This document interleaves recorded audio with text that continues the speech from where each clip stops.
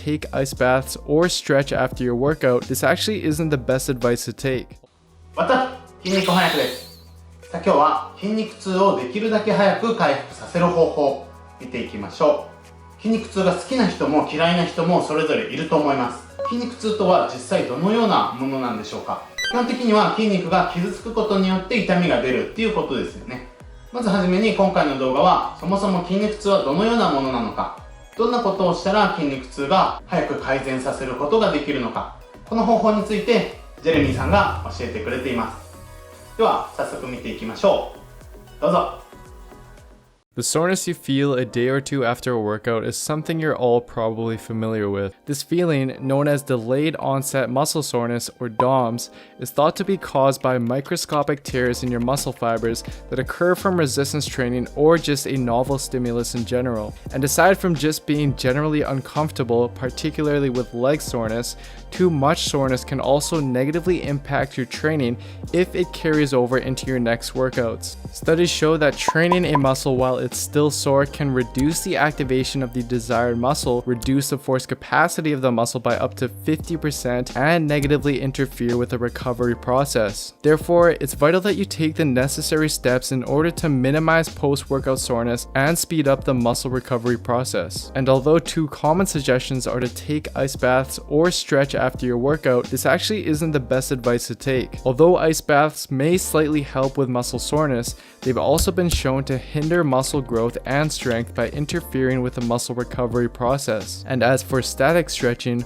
multiple studies from the Journal of Sports Medicine have indicated that it actually doesn't help with muscle soreness and may interfere with the recovery process as well. Therefore, both of these wouldn't be the ideal solution for those who want to prioritize muscle growth and strength. So what exactly can you do? Well, aside from the general recommendations of taking adequate protein and getting enough sleep, there's a few extra steps you can take, which is exactly what I'll cover in this video.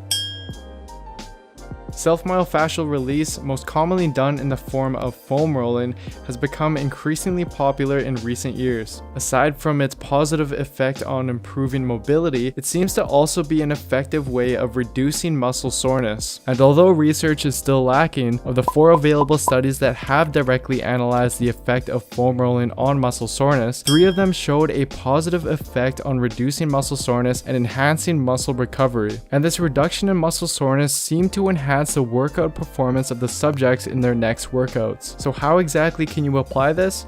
Well, I'd suggest foam rolling after your workout for around 10 minutes or so and stick to the muscles you work that day, especially the ones that tend to experience the most soreness. You can also do the foam rolling a few hours after your workout if that's more convenient for you. For now, just focus on not going over a muscle too quickly, and for really tight areas, keep the pressure on it until you feel it release. And if you're looking to purchase a foam roller, I'll leave a few links to some of my personal suggestions in the description box down below.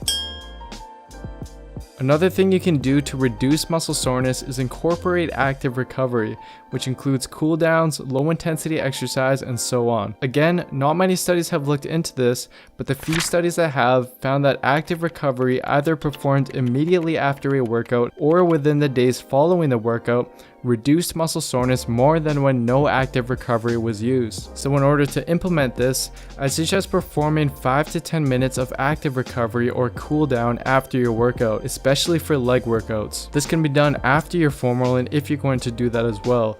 But the most important part when it comes to active recovery is to use a low intensity exercise that involves the muscles you worked. For example, low intensity cycling would be ideal after a leg day, whereas something like rowing or swimming would be ideal after an upper body day or arm day.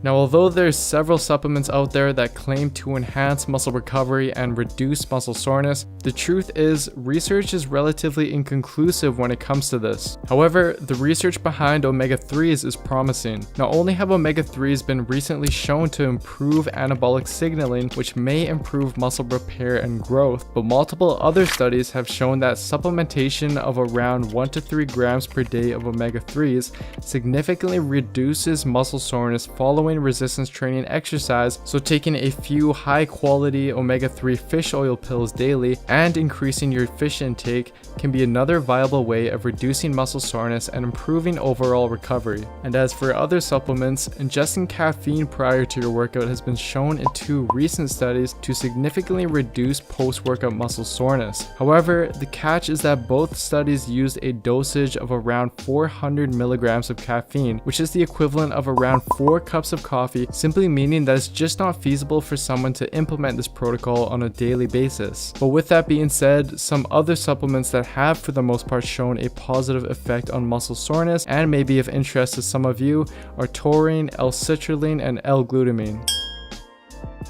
If you're a beginner or detrained or just starting a new exercise routine, the best thing for you to do is to take a few weeks to ease into your program, meaning that you should work at volumes and intensities that are lower than you normally would in order to prevent excessive soreness from occurring. So to sum up the video, in order to minimize muscle soreness and enhance muscle recovery, foam roll after your workout for 10 minutes or so with a focus on the muscles you worked that day. Perform active recovery after your foam rolling as well, or the day after your workout, again with the focus being on the muscles that you worked. Increase your omega-3 intake to roughly 1 to 3 grams per day from high quality sources. And finally, ease into your program by gradually building up the volume and intensity of your workouts.